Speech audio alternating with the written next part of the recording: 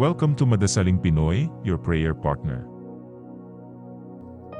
Ngayon po ay Martes, sa ikatlong linggo ng Pasko ng Pagkabuhay.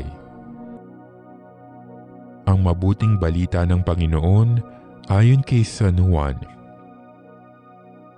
Noong panahong iyon, sinabi ng mga tao kay Jesus, "Ano pong kababalaghan ang maipakikita ninyo upang manalig kami sa inyo? Ano po ang gagawin ninyo?" Tanong nila. "Ang aming mga magulang ay kumain ng mana sa ilang ayon sa nasusulat. Sila'y binigyan niya ng pagkaing mula sa langit," dugtong pa nila. Sumagot si Jesus, "Dapat ninyong malamang hindi si Moises ang nagbigay sa inyo ng pagkaing mula sa langit, kundi ang Ama.